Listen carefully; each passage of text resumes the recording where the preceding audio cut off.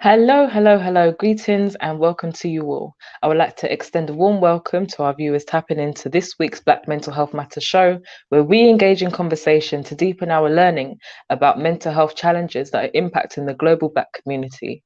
I am your host, Rhyana Ebanks-Babb, and today we are delving into discussion about stress and burnout and how to better cope as a mental health practitioner.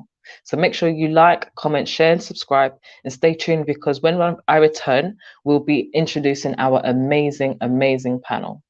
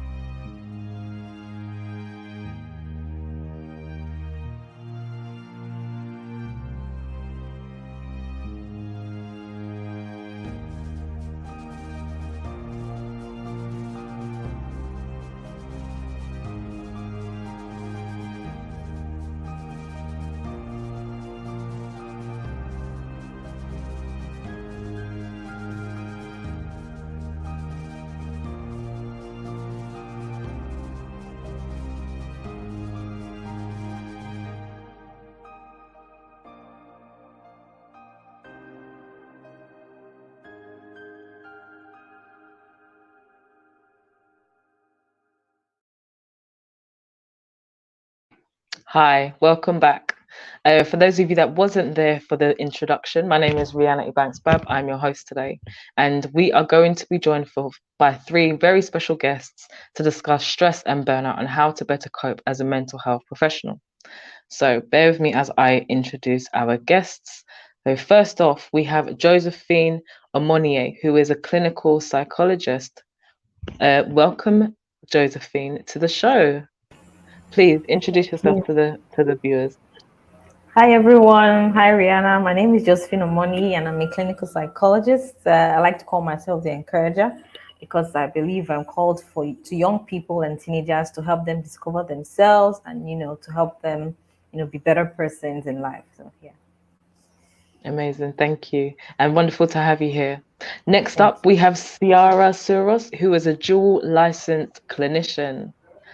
Welcome, Ciara, to Black Mental Health Matters. Hello. And my name is Hi. Sierra. I am a licensed clinical addiction specialist as well as an associate licensed clinical social worker.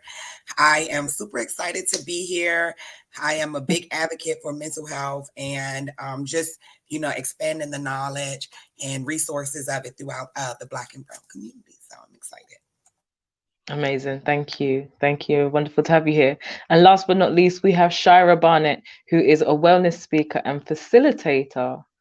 Welcome, Shyrah. Hey everyone. Yes, my name is Shyrah. Thank you so much, Rihanna, for the introduction. My name is Shyrah. I am a wellness speaker and facilitator, and I do wellness practicing for people who are serious about growing and healing and becoming the best version of themselves. And the way I do that is through wellness workshops and wellness retreats. So thank you so much. I'm excited. Amazing. Thank you. Thank you. Thank you so much. So I know we've got quite a big show today, and I think it's one that we definitely need to speak on as mental health practitioners because it's so easy for us to experience stress and burnout, but sometimes not even notice it and be able to identify that we're going through such a difficult period because we're in these positions of practice. I guess. So I'm gonna just kick off the show because we've got a lot to unpack. So my first question, I'm gonna throw this out to you, Shyrah. What is burnout and why is it different from stress, tiredness, compassion fatigue, and how do you notice the difference? Yes. So I recently listened to a podcast and they threw out a quote from Fannie Lou Hamer. And she said, I'm sick and tired of being sick and tired. And I feel like, in my own words, that is exactly what burnout is. It's when you are so exhausted physically, emotionally, mentally, that you don't even know what to do. I don't have the energy to do anything. I don't have the energy to contribute to my work. I don't have the energy to even contribute to my mental health. And I think that you can tell the difference between burnout and stress, because stress happens in spurts. You know, sometimes you may be going through a period of life where it's just requiring more energy than it usually does require, and you feel stressed, you feel worked up. But burnout is something that is extremely prolonged. You experience it Yeah, repetitively, and you are just at your wits' end with exhaustion. yeah, yeah. Perfectly said. Perfectly said. Thank you so much. Josephine, Ciara, is there anything you'd like to add to that? Yeah, so I think it's just as Shara has said, it's like at the end, it's like a continuum, right? So we have stress, we have Mm, compassion fatigue, and then we have tiredness. But burnout is mm, at the far end. You've experienced all of that, so it's prolonged, happening for a long period of time. So you're mentally detached from your work. You're not interested again. So all those things, yeah. thank you. Thank you. And I think you definitely labeled them in steps. Stress is normally our first indicator that, hey, I have to find a way to better manage my time, my Mm, anxiety, and my energy, right? And then compassion fatigue is when you start to notice that starts to impact on your ability to do things that you normally or typically enjoy about your job or the event or activity. And so then that part of stress, when it's not eliminated, it does bring down the light of the compassion and things that you used to find mm, enjoyment in, you no longer can find that. And then that is usually your last straw before you feel burnout. So now not mm, only do you feel stressed, but you have lost your passion, and the things that normally kept you motivated, they're no longer able to do that. So yeah. then you feel the burden of the emotional, which is, maybe you are easily, you might easily start to cry, you might Mm, start to feel anxious, you might start to shake and tremble. And sometimes it makes you feel nauseous and it can lead to vomiting.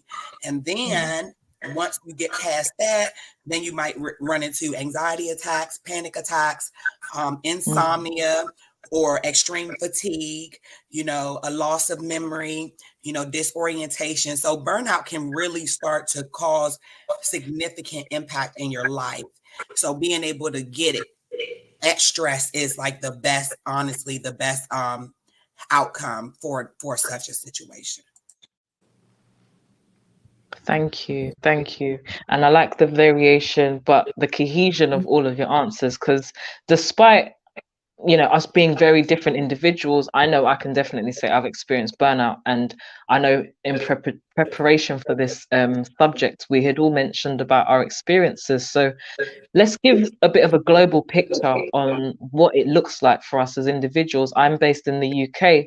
Shyrah, I know you're based in the US, as well as Sierra and Josephine, you're based in Nigeria. So just give a bit of a global picture on what the difference is between rest and burnout from a US perspective. So I'll like Shyrah and Sierra to tag team on this one, I guess.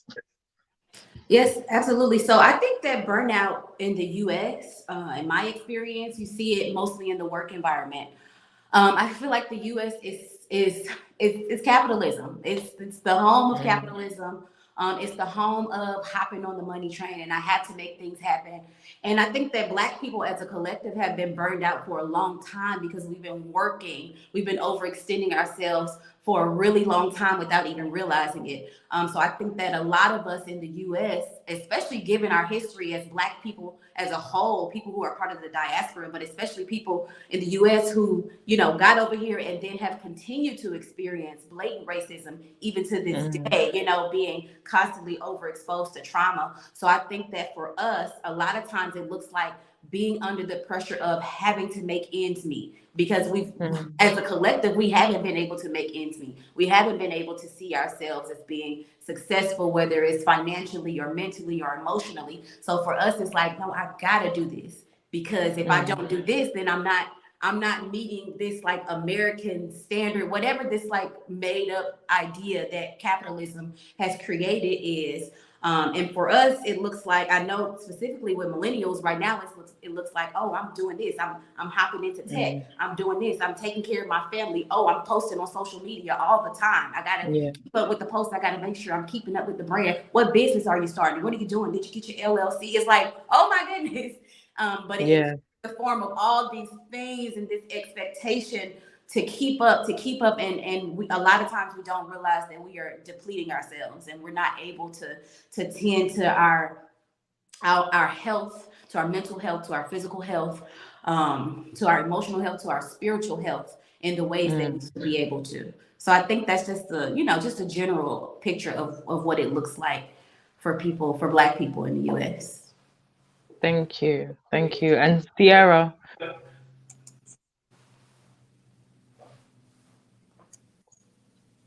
Yeah, so I would say again with Shyrah, I totally agree. I would say from my perspective, I guess looking at it from, because I've done, statistics and data with the government, and then also doing contract development, with like county and state locals, as well as doing franchise with mental health. And I kind of see the same issue when it comes to the structures for me of like professionalism and things like that. And a lot of times my personality is very bold. And so I find myself kind of, I will say, watered down in a lot of settings. And not because I am not a very outgoing and outspoken person, but a lot of times because I try to function in a space, right, that limits that. So I would say that, that would probably be something that I see across the board for a lot of my Black and brown peers. And some of them, were my supervisors, and some of them, I supervise. But I noticed that a lot, and I try to encourage and motivate past that. And then I think Rhyana had brought a wonderful, article to my attention, and it talked about like the racial infrastructures, and it was in the legal world. And so I was like, oh wow, I hadn't even really gone past myself. So I try not to label things as racially provoked or injustice that I haven't experienced outside of myself, and I try to kind of individualize it to my experience. So I always associate it with my personality and professionalism. So I thought that was not only was it awesome, but it was just kind of empowering to see how these structures of these major organizations that we're just able to get into, and be able to be in positions of leadership and stuff like that, how those things are not, I'll say, personality inclined, to things that we have been taught, growing up, being strong, standing up for yourself, identifying when things are right or wrong or whatever, those things kind of become a moral conflict when we do get into certain spaces in our professional field. Yeah, I can definitely understand and agree. Particularly, like, my background is advocacy, and I guess it took me a while to step out of myself to be able to use my voice for others, but also at the same time, it feeling that it's very strange because this is a profession, and that's not a professional way to conduct yourself in the professional world. So being a disruptor, I guess, is what I call advocacy in my in my profession, because that's what you're doing. You're disrupting the structures. You're disrupting the conversation of oppression. And when you're doing that, you're a troublemaker, but you're a professional troublemaker. So it kind of feels difficult to wrap your head around. So I can definitely relate to that, Shyrah. Thank you, Josephine. And what about yourself? Okay, so from what Shyrah and Sahara have said, I don't think it's anything different from what's happening in Nigeria. So we're in a fast-paced economy, a lot of people wanting to make ends meet. So generally for people working now, before I go on to mental health professionals, so you want to make ends meet, you want to, reach the peak of your career.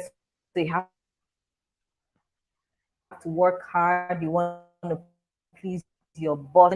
You want to show that you have you have what it takes to be successful. If you have a home, so a lot of things go on for women and all of those things. And then for mental health professionals. So in Nigeria, it's a bit different because we have psychiatrists and psychologists that are taking a lot of the mental Yeah. health challenges. It's just gradually now that we're having wellness counselors, social workers, and all of those things. So there's a lot of work. So when we have a lot of clients and then just few professionals, it's difficult. So you're seeing a lot of people, and maybe you're not getting well paid. People don't even believe in what you're doing. So you may want to take up a lot of cases because you need to make more money, and at the same time you want Yeah. to what's the thing, you want to impact people. So definitely burnout happens in my country, Nigeria, in mental health professionals, and generally in society, business people, and also when the economy is not so favorable as well. So there's one issue or the other, trying to import. So a lot of factors really,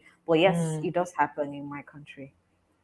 Thank you. Thank you. And that leads me so nicely into the next question because, I find that whilst being in a position of understanding the impact of mental health, we can often miss the red flags on the different variables that can impact us.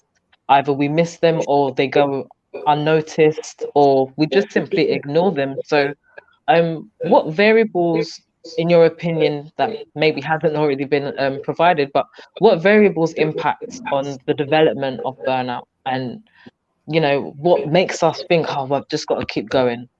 Shira, I'm going to ask this to you. Ooh, well, I specifically want to speak to the piece of like what makes us think I have to keep going. I think that a lot of it is simply survival.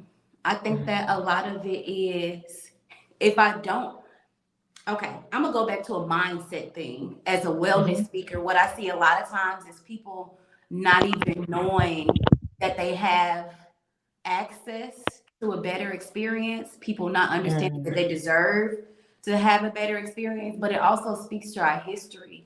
We've had to take up scraps for so long, and we've had to just accept what has been given to us for so long. But I think that people don't understand that. Wait a minute. Some people don't understand that. Wait a minute. I can change this. Like I don't Yeah. have to do this. And so what's happening is we're operating from a place of survival as opposed to a place of happiness. And like, does this thing help me feel good? Am I taking care of myself?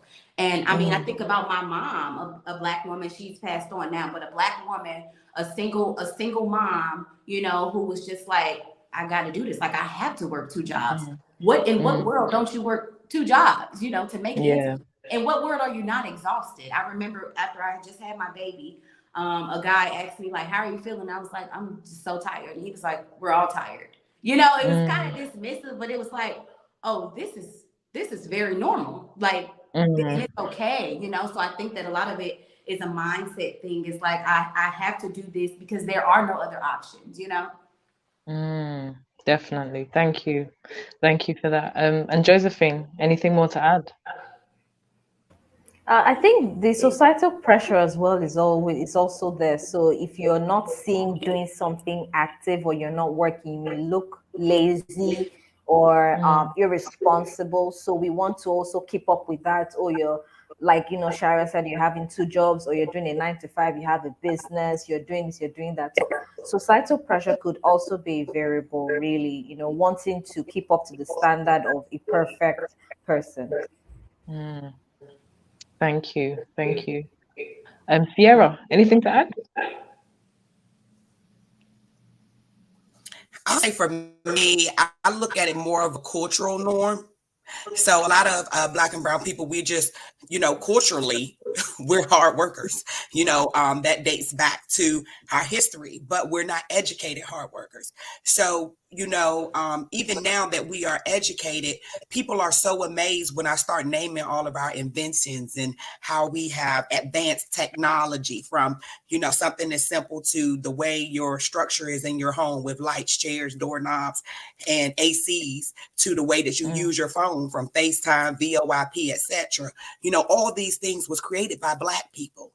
So we have this idea that, working hard is what's going to advance us, when the reality is we are already destined to advance.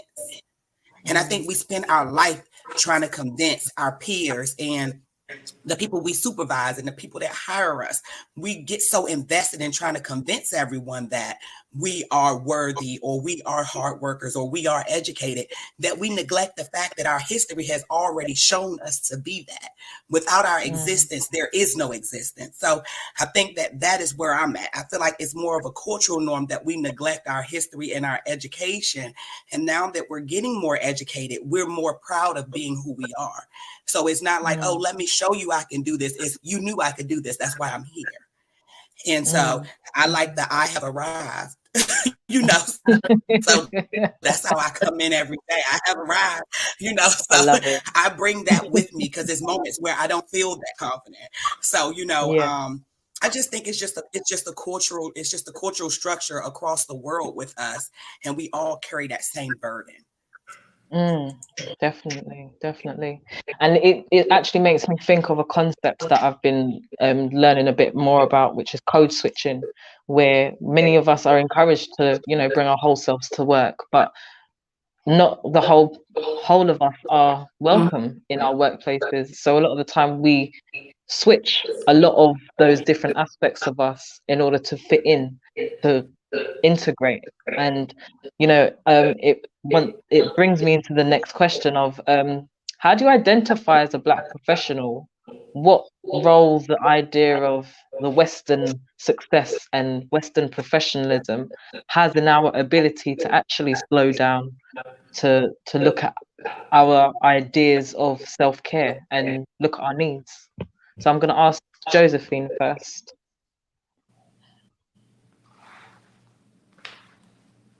Josephine, are you with us? Yes, I'm here. Sorry, please could you repeat the question? I think Yeah, that's it broke fine. up a Sorry, bit. it was quite loaded. I was I was thinking of quite a lot there, but the question Okay. mainly is, how do you as a Black professional identify what the idea of success and professionalism is, when you are trying to slow down, when you're trying to look after yourself and your idea of self-care? How does that impact your ability to actually do that? Okay, so basically, what success means to me may not be what success means to Shira. So I need to define that first. So, do I want to reach the peak of my career? Do I want to own a hospital, or do I just want to be a manager, or am I just okay being where I am or being a supervisor? So we need to define what success means to us so that we're not chasing another person's dream.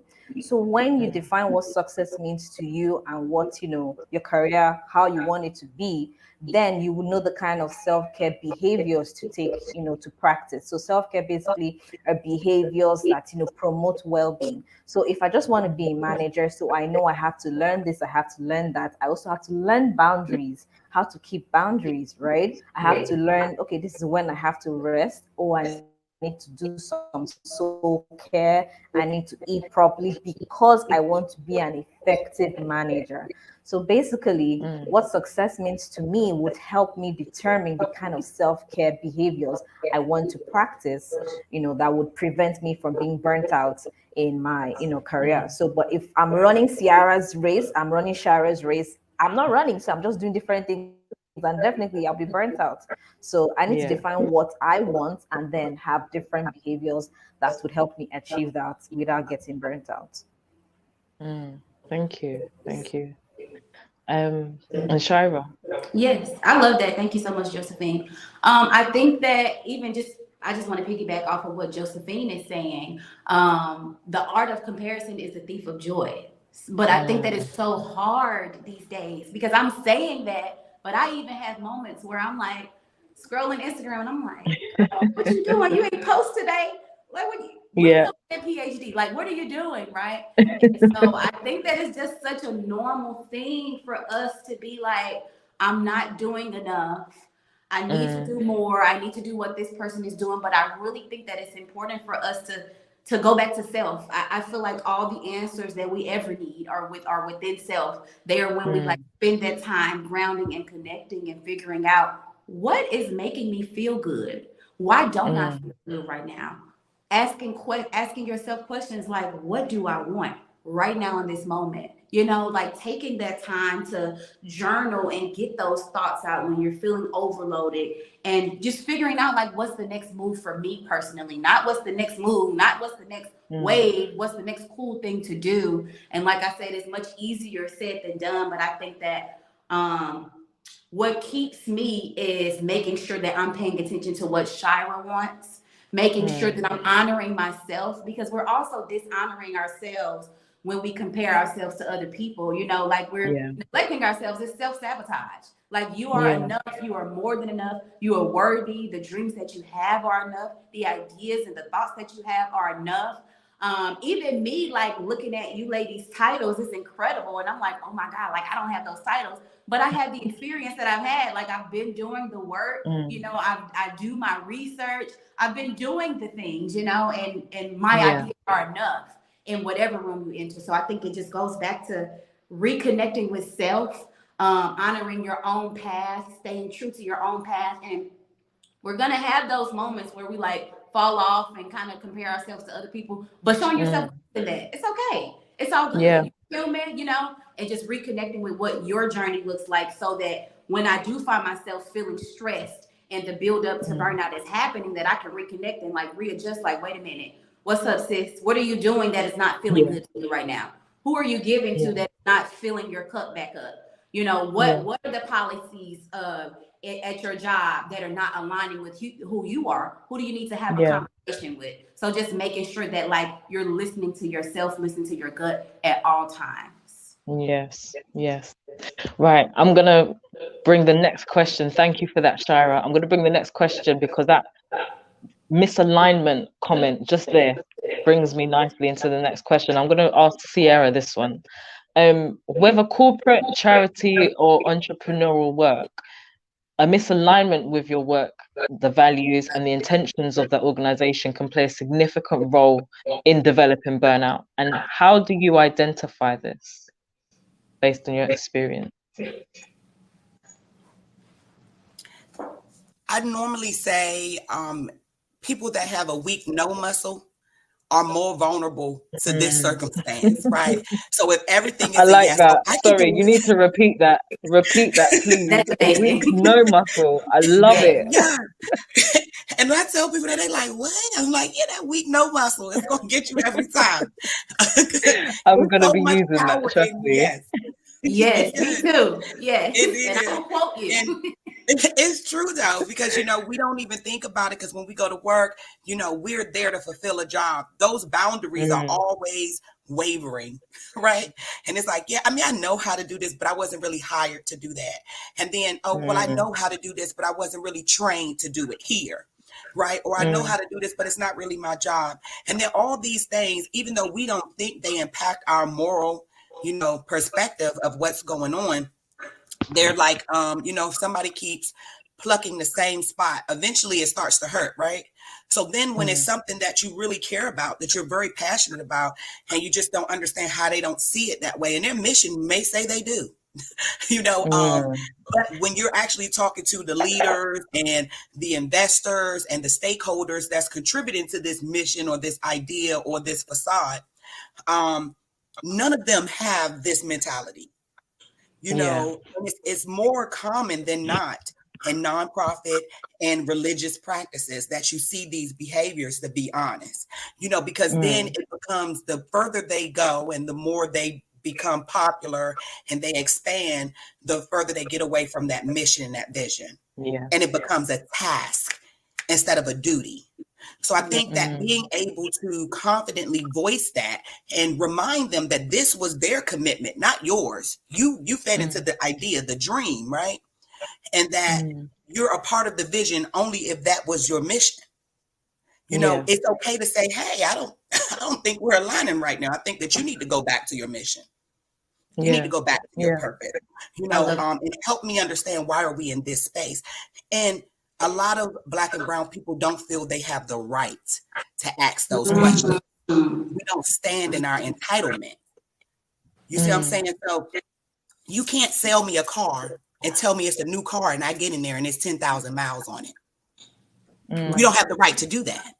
So it's the same thing with a company. So I think that that's where I stand with that. Like, you're able to identify the signs of the burnout when the mission and the vision are just not valid. They're void. And then that is what normally starts plucking at you. And then eventually, here we are. Everything they do is a lie. Everything they do is deceitful. Everything they do is about money. It takes away from the joy and the purpose for you, so. Yeah. Especially if you took the job and you knew that they should have paid you more or the hours was not sufficient. Describing my whole life. But it's true, because I think particularly when it comes to like charity work, there's usually the goal of the means to an end. So it doesn't matter how we get there, we just got to get there a lot of the time, especially if it is that you're funded by external sources and you're not doing like your own fundraising where you can allocate certain funds the way that you want to. A lot of the time you are pigeonholed into certain areas where the work then becomes the main focus rather than the purpose or the impact. And I think that's where, when it comes down to professionals in the space of mental health and being swept up within that mission, it can be so hard to move away from it because it's tugged on your passion heartstrings, But yeah, what's your thoughts, Josephine, and then Shyrah? I agree. Yeah, I agree with what Sierra has said. I agree. 100%. I'm so sorry, Josephine. Were you still speaking? No, I'm fine. Yeah, when you were speaking, it just gave me flashbacks to a whole experience that I've had. And specifically when you start noticing little by little that, like, wait a minute, these values don't align. This is not what y'all said in the onboarding process. Like, y'all said that this is amazing work and this is what we stand for. And then it slowly becomes just about the money. And it slowly becomes like more and more detached from like what the purpose is. And you're stuck. It's like the organization has moved over here. You still over here because you're like, no, I love this work. This is what I want to do. I'm here for the people. And they're like, oh no, baby, where the coins at? Like, where are the coins? But just that spiraling process, like being so committed to like, oh my goodness, this is what I want to do. But also not realizing, sometimes stepping into it, that you also deserve to be taken care of.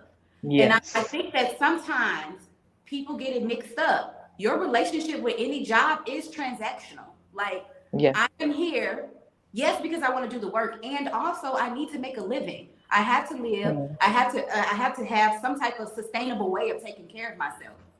And I think that especially like these nonprofit jobs, these organizations get it really twisted because it becomes like, oh no, this is about the work, but it's like, I am the work, So how am I gonna? Without me, the work wouldn't be done. Right. Yeah. I'm doing all this outpouring and I'm drained and I don't have any and now I'm burned out, and then these organizations, I even think about it from my personal experience. I'm like, I should sue them, like, because I have an ongoing set of anxiety now. Like, I experience anxiety on a constant basis just from being exposed to that job and like doing this tussle back and forth with them. But like and I will say, speaking again to what Sierra said about, we don't know, Black and brown people don't know. We don't know how to speak up for ourselves generally, and we don't know what we deserve. And it was a white woman who was one of my coworkers who actually taught me to like use your voice. She was like, oh no, they did this. They said it would be this. I'm going to email them. And I would be like, oh my God, are you serious? Like, are you going to do that? She would be like, girl, you need to ask them for more money. I'm like, oh my God, you think I can? So it's like, just this, like, I don't know, just this unawareness that like, I'm here because I deserve to be here. You wanted me to be here. And I also deserve to assert my worth. And when the values are no longer aligning, I can speak up about that. Yes to everything. Yes. Oh, this is such a beautiful discussion. Seriously, I'm absorbing from you all as you're talking. So thank you. Yeah. I guess my next question is going to be around, how do we get to that point of knowing what we actually need? And something that we spoke about when preparing for this was self-awareness. And my question I will throw out to you, Ciara, to start off with. How can developing greater self-awareness setting boundaries and prioritizing tasks better help you as a professional and those that you support? I think we neglect the power of self-awareness. No matter what chair I sit in, you can't tell me who I am. I already knew who I was when I came in here, right? Yeah. And it helps me establish boundaries. So, Mm, very much like everyone says, oh, you have so many credentials. Yes, I do. You only hire me for one, though. That's all I have for you. yeah. That's my boundary. They're like, oh my gosh, you know how to manage your time well. Yes, I do. But you only have me from 9 to 5, though. Everything after that is Yeah. my time. And then Yeah. teaching other people that. So everybody that I supervise, it's like, hey, yeah, you want to impress me? Get off at 2 o'clock. You're off at 2 o'clock. You want to be promoted? Show me that you can do your work from 9 to 5. So enforcing that self-care because you're demanding it for yourself. So I think self-awareness becomes more powerful when you encourage others to be self-aware. Not only do you become more effective, but your space becomes more effective. The idea of this toxic mentality that I have to work 10 hours to get a 6-hour paid job done is not sufficient, right? So then you have to establish these boundaries amongst the people that's your superior. And sometimes you're going to get a lot of kickback. One of my teachers always tell me I'm a peacemaker, not a peacekeeper. Right. So it's a peacemaker goes into the battle and a peacekeeper kind of keeps everything under the rug. So, Yeah. but one makes for a great work environment and the other one does not. So, I say that to say that if you really want to practice self-care, know yourself, because you can't take care of something you don't understand. Yeah. And we walk around every day and the biggest stranger is ourselves. And we make everybody else more powerful because they know how to use us better than we do. So we come in, they're like, oh, I know I can get Josephine to do it because last time she gave me that report, she knocked it out in 30 minutes. That's not Josephine's job. That is not her report. But because Josephine doesn't have that self-awareness, every time you ask, oh, sure, Rhyana, I'll get it right over to you. Just give me 5 minutes. I'm going to get on it right now. Josephine's desk is already stacked up to here and work. There goes the boundary. Yeah. So there goes the start of the burnout. So I think definitely being more self-aware of what you're capable of doing, but even more importantly, what you're not. So Yeah. yeah, I know how to do it. I know how to change the oil in my car. Am I going to go do it? No, I have no desire. Yes, I get you completely. Yes, I definitely Completely. think, like for me, self-awareness is definitely the most powerful tool you'll ever have. Yes, yes, yes. See, it's even making me think of a specific phrase that I used to use when I used to do community work. And when I've got like a caseload of, say, 40 people, and I've got someone saying, oh, can you do this? Can you do that? And I'm like, sorry, that's not in my remit. That was my phrase. Sorry, that's not my remit. Sorry, that's not my remit. I can signpost you. That's not my remit. Yeah. But yeah. Um, Feel free, jump in, Shyrah, with this Yeah, question. I don't know if you all know about this, but I recently learned about the urgent important grid where you Oh, place like you do like a box for okay, you know about it, Josephine. I just yeah. learned Yeah. about it. Okay, yeah. So like I think that that's an incredible tool for self-awareness, like Sierra spoke to. Just something, a strategy to have. So in the box, you would first list like what is urgent and what is important, what is not urgent but important, what is not urgent. No, wait, what did I just say? What is urgent but not important, and then what is not urgent and not important. But So that's kind of like the Johari window. yes, so like what requires my attention right now in this moment, which is something that I definitely want to practice more of. But I'm always going back to like assessing how am I feeling? I'm feeling a little bit more exhausted than I usually feel. Like let me do an assessment of what is happening in my world, anything I need to switch around. For me, it even happens in like personal relationships and connections. It's like, do I feel good when I interact with this person? With Mm-hmm. same thing with a job, same thing in the professional realm. How am I feeling? Like, am I feeling? I mean, I see people at my job now who give everything, and people will come in and say, like, hey, can you do this last minute thing? Oh, yes, absolutely. And I'm just like, I mean, everybody is in a different season in life, and everybody, has to learn in whatever way is best for them to learn. And timing is different for everyone. But to Yeah. me, it just hurts so bad to see Black people in this situation where, like Sierra said, they know how to use us better than we do. Yeah. So there are things that we even want to accomplish in life on our own that we don't believe that we have the capability to do. But these jobs are going to show you what you can do and some, Yeah. and show you what you cannot do. So I do think that it's important to, constantly address those boundaries and whether they're being crossed or not. But are you crossing your own boundaries? How are you treating yourself? Yes. Because you're only going to allow anybody else to treat you as well as you treat yourself. So if I'm like, girl, no, you can't do that, then surely when any supervisor or whoever walks in, the answer is no if I don't have the capacity. So yes. Yeah. Those self boundaries are so important. It's a blueprint, as you said, for how you allow others to treat you. So thank you. And Josephine, anything to add to that as well? Yeah, so basically, we've all said amazing things, but something I always say, with my clients, you need to know and love yourself. So that's why I say, I help people discover themselves, because you need to even discover yourself before you want to help Yeah. somebody else. So, like Sierra said, what do you want to do? What don't you want to do, right? The example you give about myself, someone telling me to do something, I've been there, right? But I have learned to say, okay, so you want me to do this, all right, so that means the other work you gave me, I won't be able to turn it in immediately, right? So letting them know, putting boundaries, knowing yourself, amazing. What can you take? What works for you? What doesn't work for you? Full time, I always say part time. Do you want to be a consultant? Different things for different people. So understanding what works for you, amazing. Thank you. Thank you. All such edifying responses. Gosh, been very inspired by you.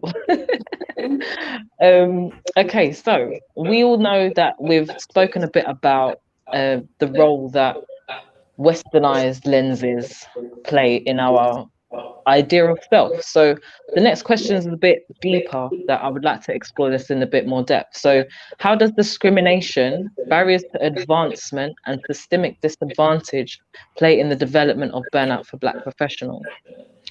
I'm happy to repeat the question again because I know it's quite loaded, but I think if we dissect it, we'll be able to get such a rich understanding of this. So how does discrimination, barriers to advancement, and systemic disadvantage play in the development of burnout in Black professionals? So I'm going to start with you, Josephine. Okay, because we want to prove a point, right? We want to prove a point that we are not who they say we are. We want to prove a point that we are hardworking. We want to prove a point that, hey, I can do it. Oh, the fact that I'm Black doesn't mean I'm disadvantaged. So we can, when we want to do that, sometimes we overstep our boundaries, we overwork, and definitely we get burnt out in the process. And just like we said in the previous question, if we don't know ourselves, other people see the light in us and they're like, oh, Sierra has this, I'm going to take it from her, even if she's not discovered herself. So because we want to keep on proving a point, because we want to, hey, I don't want to prejudice, but yeah, I don't know if you understand what I'm saying, but basically because we want to prove a point and that, people see what we don't see, we keep on working and working, you get exhausted and burnout could set in. Yeah. Yeah. Thank you. Ciara, anything to add to that? I think early on, we know we're running in a race we can't win, right? And logic will defy every odd. And we get invested in the idea and not the reality, right? So, what I like to do is if the next position I want, I like to ask them, how long you plan on being here? So if you tell me, oh, I'm probably just going to ride this out, I have no need. I have no purpose. make it more realistic for you, because you'll get so invested into it that you will burn out. You will work past 5 o'clock. You will work on weekends. They can call you anytime. My email never attached to my phone, but it will be attached to my phone. You see what I'm saying? And when I'm off of work and I'm not on schedule, you can still contact me. Those type of things are running a race you'll never win. Because long as I have access to you, there's no point of promoting you. Long as you'll do what I ask right where you are for the amount of money that I have you, there's no point of advancing you. All of that becomes a liability to me.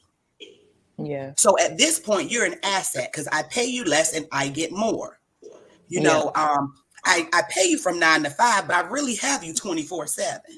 It's no reason to advance you, because right where you are, you're more beneficial to me. You work 2 jobs and I pay you for 1. So we have to stop running a race we'll never win and realize when we are an asset and when we are a liability, because one will lead us to a world of burnout and one will prevent us from ever, succumbing to that. So I think that that's me, so again, establishing those boundaries. I don't do that, because if you want me to do that, you have to pay me. Because the reality is I only came to work for you because you provide a financial agreement that we made. And you only chose me because I provide a service that your company needs. I could have been a great person, but if I didn't have my degrees and knowledge and background, I would have just been a great person. So I tell people all the time, you didn't go to school to make friends.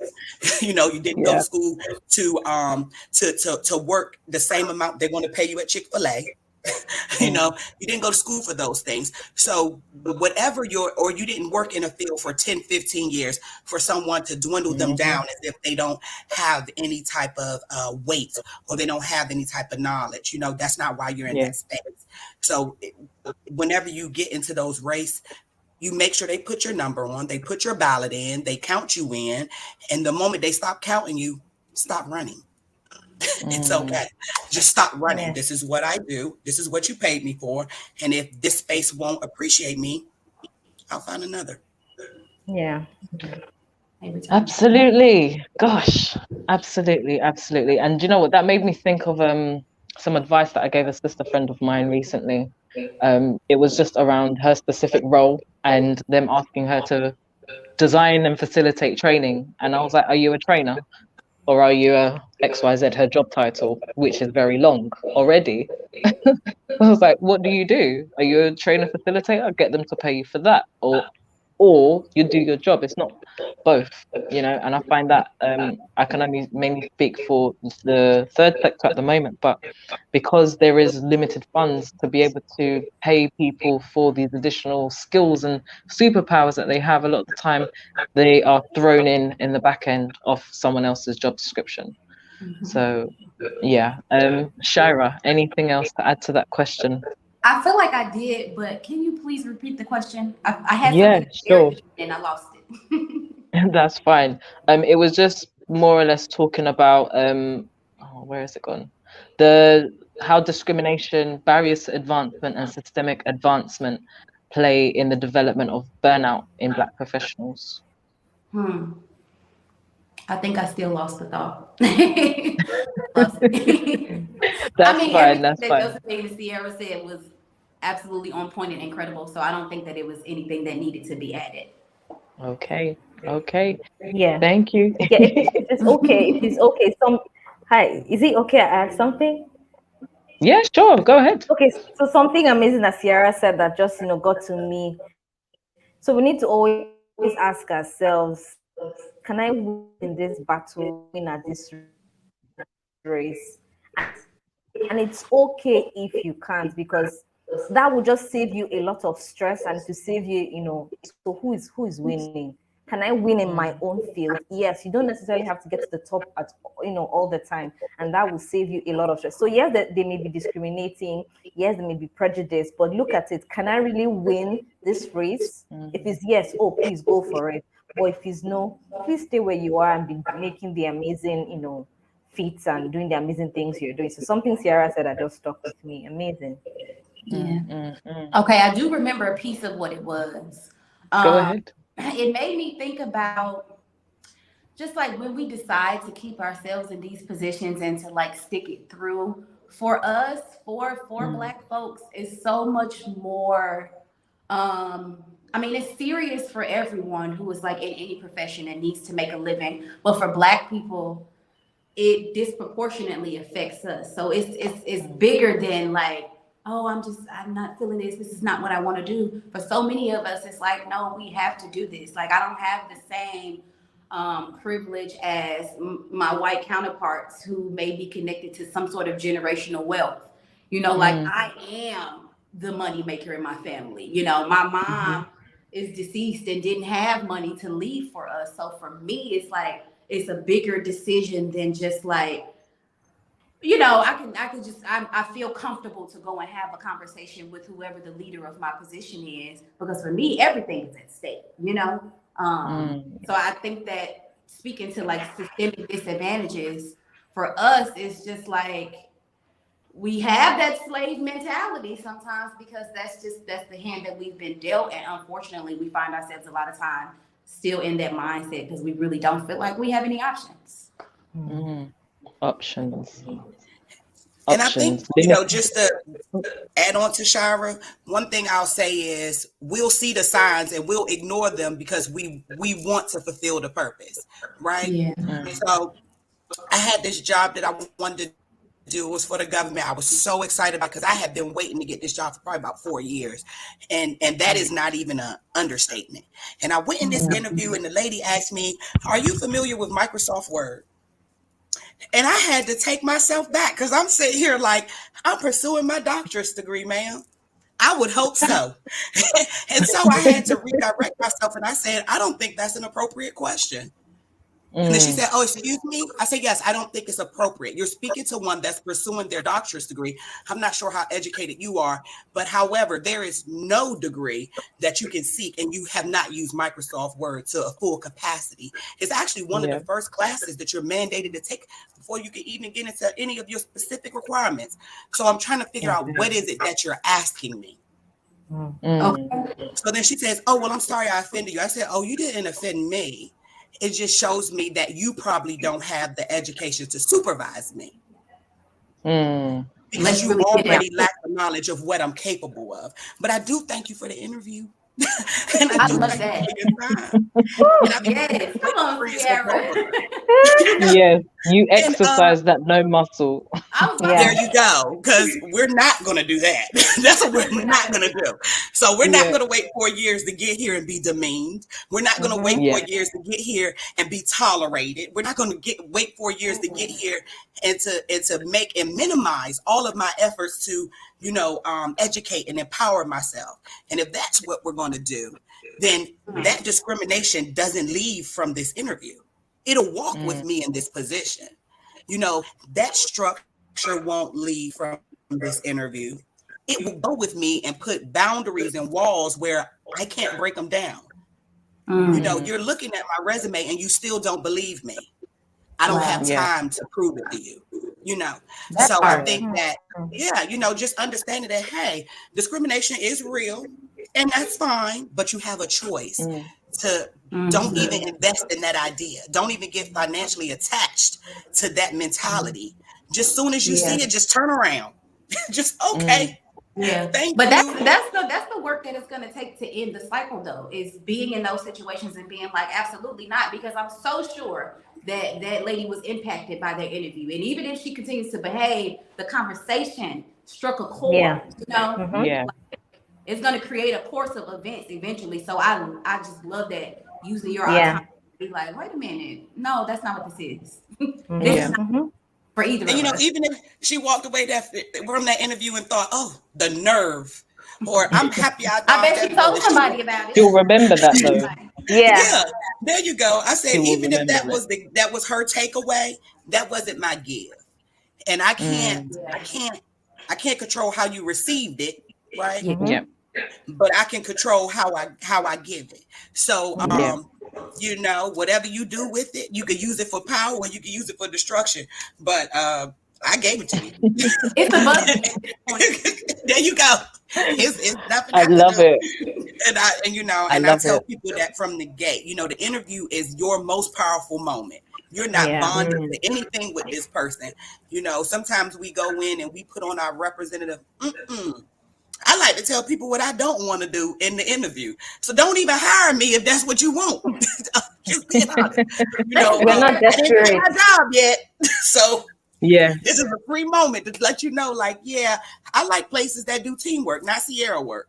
I will not Yeah. exhaust myself to you because I feel like that is going to give you the less version of me.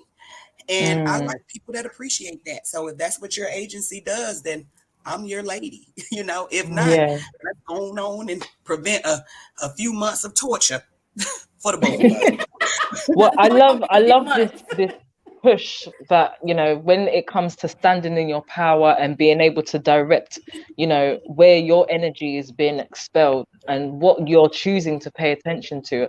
I'm picking up on all the things that you all have said here, and I'm seeing this new wave of revolutionary rest that we are all reclaiming. And my next question here is, where has this come from for us, for Black professionals? I love it, but where has it come from? And why do you think many of us are moving away from this grind culture? Keep going, keep going, keep going. And choosing self-care over service. I think that it has been happening for a long time, but I think now we're seeing it manifest. I mean, I think it started generations ago. We're tired. And I think that for us now, even if we haven't had the same physical experiences as our ancestors, we feel that energy. We're Yeah. tired. Black people I'm exhausted. I mean, like I hear people my age all the time being like, I'm tired, I don't want to do it. Yeah. Like with the Sierra energy, flexing that no muscle all the time. And I don't think that it just came out of the blue. I think it's from generations of being tired. And I think now we are in a place where we have the privilege to be able to have options. We have access, we have technology. I can look and see what else is available to me now. I don't have to do this. Yeah. I saw hundreds of positions today that with my exact title on them. I don't have to do this. So Yeah. thank you, ancestors. Thank you, ancestors. They've created a waves for us. They've created pathways for us to be able to have access to the education. We got access to technology. We got transport. I can move, baby. I can relocate. I don't have to do this. But I think that more than anything, we are tired. And I think that we're able to see other people who are practicing well-being now. So I think it's very attractive. It's like, oh, I can rest. Oh my goodness. Tangible. Yes. Like I can manage my life. I can work remotely. What? Oh my goodness. I can do this. So for me, like self-care, I think came after experiencing my mom's death. Something in me, it was like a switch flipped and was like, it's like she gave me my wings, like be free and do the things that help you feel good. But I think it also came from seeing her toil and hustle and struggle and suffer. So for me, it's like that is the art of comparison. But in a way where I could set my preference point for what I want my life to look like. I don't want it to look like that. I want it to look like this. And so now I prioritize that self-care because I feel like, why else am I here if I'm not enjoying my life? Like, what is my point? Is the point really to work? So I think that we're just really in tune with how we feel now, and we're going with things that feel better to us as a collective. Amazing. Amazing. Thank you. Josephine, from your Yes. perspective. I believe that we're tired, just as Shara has said, we're tired of being desperate. We're tired of being, oh, just give it to me. I need to, just trying to prove a point. And now, hey, I'm good. And if you don't say that to me, other people will. So I think that's why all these conversations are coming up now, self-care, prioritizing yourself, because we've been, consistently being taken advantage of, like Shara said, our ancestors, and they thought it was normal. But now with Yeah. education and technology, we're like, hey, like this remote work, amazing, hybrid, and you Yeah. can actually negotiate it and still be effective. So it's about us. We're not desperate anymore. We can say certain things, give our boundaries and then still be effective. And then a lot of people will think, oh, you're proud. Oh, we don't need you. But the people that really need you will stick. So yeah, so we're prioritizing ourselves. We're taking care of ourselves because we know who we are and what we're offering. So Yeah, I love that. definitely. And I think this is also where, when it comes to the professional world, a lot of organizations are investing in a lot more health and well-being practices and initiatives for their staff because they're realizing that they need to prioritize people over profit or people over yeah. product, or you know what I mean? So definitely I agree with you there. De'Ara, anything to add?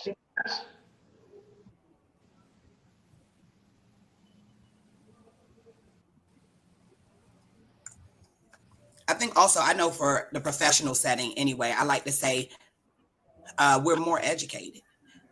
Back in the Yeah, day, we were restricted from education. We was limited to our resources to get educated. Certain books we couldn't even put our hands on. yeah, But I say that because education has so much power, and that's in any field. yeah, But in mental health, the more educated you are, the more power you have over your life. So, yeah, yeah, I think like definitely we're tired, but our ancestors was tired and they did the same thing every day because they didn't have that education or that resource to know what to do when you get tired. So I think now that yeah, we're educated and we have platforms like Black Mental Health Matters, we have platforms and podcasts that's talking about self-care and taking better care of yourself and how to stand in your entitlement and understanding your role as a worker, a laborer, and not an entrepreneur, and establishing those boundaries, understanding how someone hired you to be a thousandaire, but you're making them a millionaire and a billionaire, right?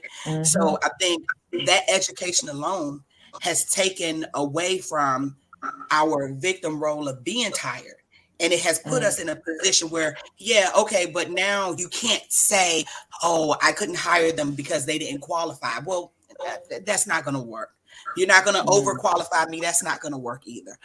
So at this point, you're going to have to give us a definitive reason to why we're not chosen, why we're not selected. And I think education is a large part of that. Like, it gives you a lot of foresight that you don't normally get to see in the professional workspace.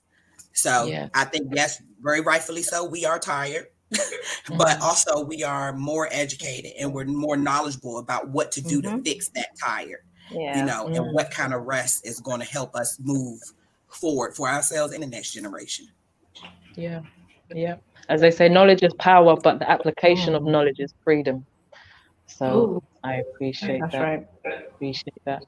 But I've got one final question for you all, and I think it's something that whilst we are looking at the revolutionary aspect of it, we are becoming more educated, we're becoming more aware, we're setting boundaries, but how does that make us a little bit more vulnerable to burnout as mental health professionals, being more aware, but maybe not being in a position to be able to do anything about it? I will ask you, Josephine, first. If I get your question right, or could you just repeat it? Yeah, so how does understanding more about our mental health as professionals make us more Okay. vulnerable? Because we're so aware, but may not always be in a position to do anything about it.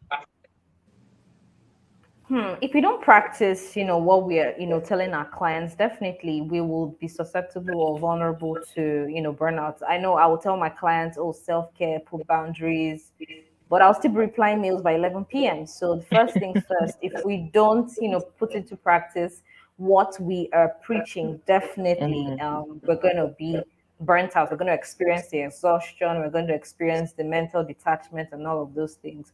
So it's very important that apart from all of the amazing things we've said, we prioritize ourselves. mm, Amazing. Because it's a healthy body, it's a healthy mind that can be effective.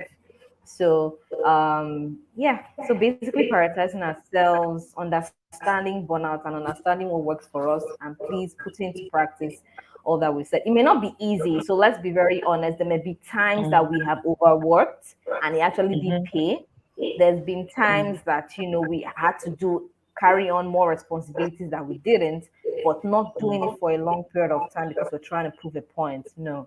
Yeah. So just understanding times and seasons, very, very important as well. Yes, yes, amazing. Thank you so much.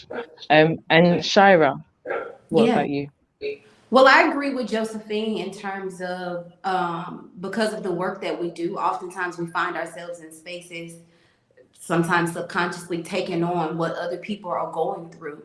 And what other people are putting on us in hopes to receive that help. But for me, I personally consider myself to be an empath. So if I hear that somebody is experiencing trauma from a distance, it impacts me anyway. And so I have to make sure that like my husband had to tell me last night, I heard about something really horrible that happened. And he was like, that's not yours to take on. I'm like, okay, yeah, right. But I feel like people in this field who are constantly being exposed to what other people are experiencing and just doing our best to help people navigate their own lives, it can cause us to be sensitive to a lot of the things that they're experiencing. And that energy can get on us. And we find ourselves being exhausted trying to find a solution. I mean, I work in education and I see it all the time, educators exhausting themselves so that they can make sure that teachers, so that they can make sure the students have the resources that they need and that they're feeling supported and, that they have the help that they need. But in the meantime, you're burning yourself out. And I also think that because sometimes when you focus on a thing, a lot of times you become that thing. Yes. When you like, I'm not doing that, I'm not going to overwork myself. You're overworking yourself in the process by constantly focusing on that thing. The law of attraction. Absolutely. Thank you so much, Shyrah. Thank you. And Sierra. I'll say for me, working in so many different fields, my mentor taught me something that I take with me everywhere: micro, meso, macro. Right. And a lot of times we get into jobs and we work a macro job and we want to help somebody individually. It's not our space. We're helping the masses. So we may not get immediate and direct results, but we just have to assure that what we're doing in that large space, we are doing it effectively. We're doing it legally. We're doing it ethically, and we're doing it morally. That's the best you can give when you're servicing a large population. Meso, if I'm over a smaller space, that I might have direct impact, but it's not, it's indirect impact, right? Then it's like, oh, wow, same thing, morally, ethically, legally, and responsibly. And then if none of those make me feel like what I have done is sufficient and I'm not getting the impact that I want, then I could go to micro, but I must understand that my success is in that individual and not in their ability to take what I say. The addiction field has a high rate of burnout because there are no immediate results. I can give you a seed today, and 20 years from now, what I said is what is just going to stem off your sobriety. I don't even see you ever again. Last time I saw you, you overdosed, right? If the only thing I see is what didn't happen, I'm probably going to burn out, and I don't have the ability to do anything about it. So I think when you do something, if you're doing it responsibly, if you're doing it legally, morally, and ethically, you have already done it justice.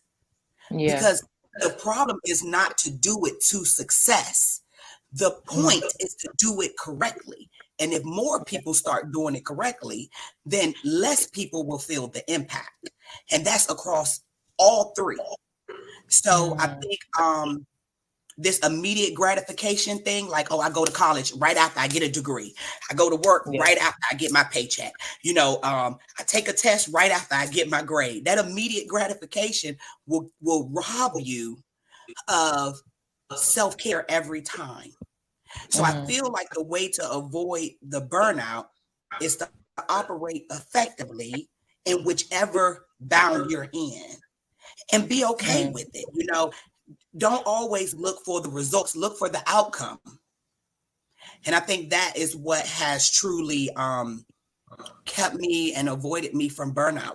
I don't look at it like, man, my patient was in crisis, and when we got off the phone, they felt great. They probably told me they did. They felt like crap.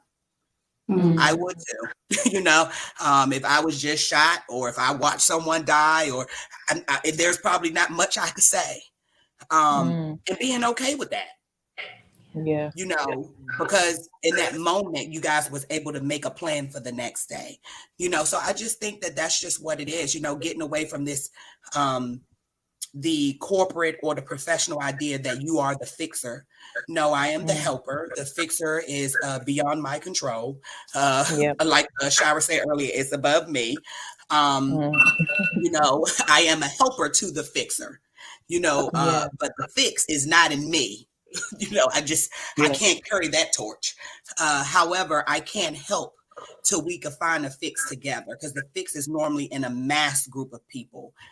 One person can't fix a thing. So I think that that's going to be a big thing to help any of us in any profession avoid burnout. Yes. Oh, amazing. Thank you all so much. It's been such a beautiful, edifying conversation, and just one that definitely needed to be addressed. So I'm excited to now move on to the final section of our show, just to let people know what projects you've got coming up, where they can find you, and how to connect with you. So I'm going to start with you, Shyrah. Sure. So I have a lot of different things coming up. Right now, I'm working on a project called the Lack Series with a friend of mine. So we're going to be discussing like different areas of life that we see ourselves lacking in, whether it's finances or health or motherhood. I'm always active on social media, always getting ready for a wellness retreat. I will be having a wellness retreat this summer, and the retreats are focused on like individual self growth. They're focused on being present, making sure we're tapped into ourselves, making sure we are doing the work to feel good and to live fulfilling lives. I feel like that's the whole point of us being here, is to enjoy ourselves. So if you're not enjoying life, you probably need to find me. My Instagram, my Instagram tag is trilltalk.co, TRILLTALK.co. That's the online platform that I have. You can also find me at the same tag on Twitter, as well as, I'm not as active, but I'm trying to do my best on TikTok. And my website is ShyrahLauren.com. Amazing. And I will definitely be looking at some of those retreats. Hopefully it will bring me to America. I ain't been there for a little while. Oh, I'm going international too. So yes. Oh, lovely. Hopefully we'll see you over here in the UK. Yes, I love that. Amazing. Thank you so much, Shyrah. And Josephine, what have you got coming up? Where can people find you, and how can they connect? So the first thing I said for myself, I'm not big on New Year's resolution, but one of the first thing I said was, I want to do more international engagement, and I've already started. Yay! So I met amazing people here, Shyrah, Tiara, Rihanna. So that's the first thing. Yes. So also another thing I have up my sleeve is I'm going to be a life purpose coach. So that's also something I am focusing on. I want to narrow down. So not everybody, I can't save everybody. So in my bio, so just give me teenagers and young adults and young couples. Hey, I'm helping you discover who you are. So I want to focus more on that. And so I'm going to be a certified life purpose coach by middle of the year. And so on Instagram, Facebook, and LinkedIn. Yeah. So Josephine Money, I'm the encourager. Yeah. Just look for me. Oh, you are the person I wish I had when I was a young parent. So yeah, definitely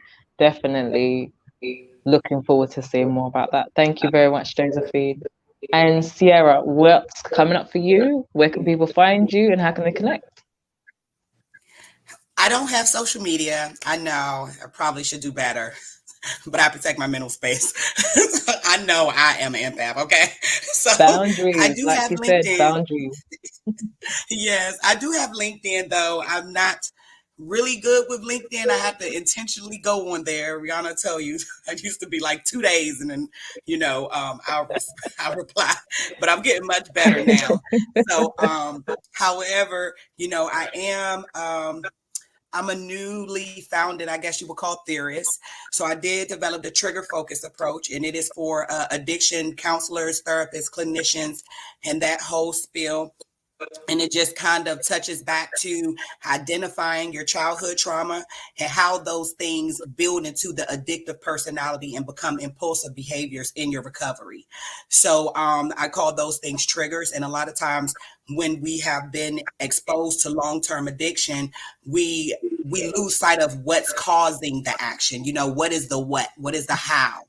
So I did publish a course, and I did publish my manual.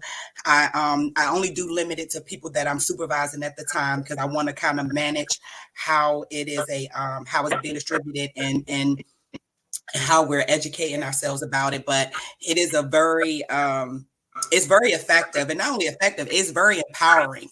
So again, like I said, sowing that seed that you may not see 15, 10, 5 years from now. Sometimes it is a lot quicker, but recovery is just one of those things. It's not a one day task. So that's where I'm at in that. So as that unfolds, we'll see and hear more about it. I'm super excited about it. I've been working with that when I started pursuing my social doctorate. So I've been working with that theory for over 8 years. So I'm really excited about my little baby. As if I needed more. But I'm so excited about my little baby, and I'm hoping that one day it'll do what I know that it can do, and I'm excited. Self-belief. Well done. Amazing. Amazing. Well, thank you. Thank you all for joining me on this beautiful discussion. Thank you to our listeners and viewers that will watch this and share it, because I know you will. But yes, make sure that you're practicing self-care. Make sure you are able to identify the signs of stress, and hopefully don't let it lead into burnout, because it can be so easily done, but undetected, unfortunately. So we hope that we've provided you with some really great ways to identify, and make sure you reach out. So this is Rhyana from Black Mental Health Matters. Everyone say bye.